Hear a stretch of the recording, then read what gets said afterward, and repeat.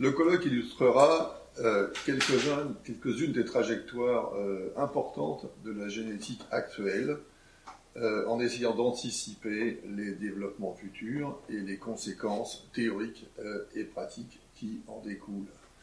Il sera ouvert le dimanche 11 septembre après-midi par des scientifiques prestigieux.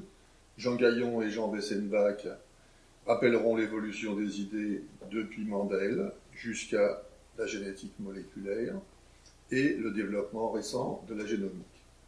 Ensuite, Elliot Meyerovitch, qui vient spécialement de l'Institut technologique de Californie, parlera du rôle de la génétique dans l'élucidation du développement chez les plantes. La journée du lundi s'adressera aux mécanismes fondamentaux de l'hérédité, tels qu'on les connaît aujourd'hui. La matinée sera consacrée à l'examen des points critiques de la reproduction dans le monde vivant, en se préoccupant de leur impact sur l'évolution des populations naturelles ou des populations domestiquées. L'après-midi sera consacré à l'évolution des gènes et des génomes, des micro-organismes jusqu'à l'homme. Elle illustrera comment des gènes naissent et par quels mécanismes ils peuvent passer d'une espèce vers une autre.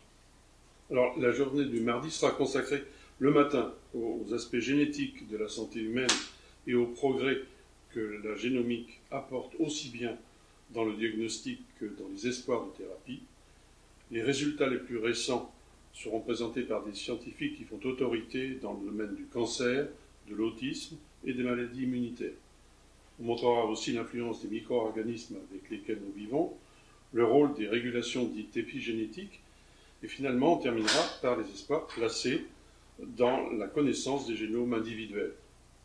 L'après-midi sera consacré à une courte session pendant laquelle deux jeunes chercheurs exceptionnels discuteront des derniers développements de l'écriture et de la réécriture des génomes et des immenses espoirs qui y sont associés. Cette session sera suivie par des conférences de clôture au cours desquelles deux éminents scientifiques, Antoine Danchin et Jean-Claude Amezen, discuteront de notre perception des modifications naturelles ou artificielles des génomes et de l'impact de ces développements sur notre liberté individuelle.